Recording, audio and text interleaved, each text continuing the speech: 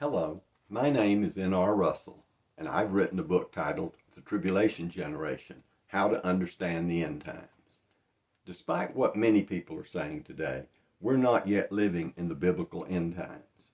The Bible specifically predicts two events that will serve as signs to indicate when the end times have begun and how much time is remaining until the second coming of Jesus Christ.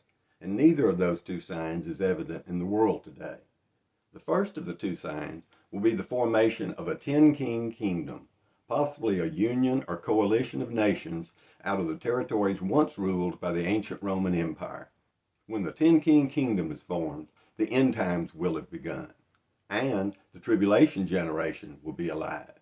The tribulation generation will be the generation of humanity that will experience all remaining end-time events, including the rise of the Antichrist, the Great Tribulation, the Battle of Armageddon, and the second coming of Christ.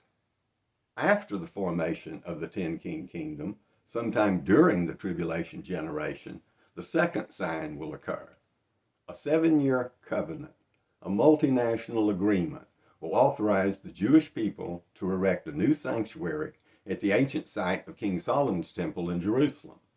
When the 7-year covenant is made, exactly 2,520 days will remain until the second coming of Christ. The Bible calls those 2,520 days the Great Tribulation. On day one of the Great Tribulation, the 7-year covenant will be made.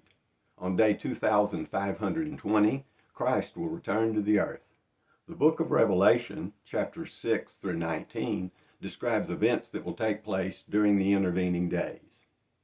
A popular belief today is that the 2,520 days, the Great Tribulation, will be divided into two equal halves of 1,260 days each, or what's often called 3.5 years each. But that interpretation is wrong, and it leads to the misinterpretation of other end-time prophecies, particularly in the book of Revelation. In the Old Testament book of Daniel, chapter 9, verse 27, the Hebrew word that's translated into English as middle, referring to the middle of the Great Tribulation, should be interpreted, as it is in some other places in the Bible, to mean the approximate center, not the exact midpoint. Thus, the Bible indicates that the Great Tribulation, the last 2,520 days of the present world age, will be divided not into two equal halves of 3.5 years each, but rather into 4 phases of unequal lengths. The first phase will be 1,185 days long. The second phase will be 1,260 days long. The third phase will be 30 days, and the fourth phase will be 45 days. In the book of Revelation, chapters 6 through 10, describe events that will take place during the 1,185-day first phase of the Great Tribulation.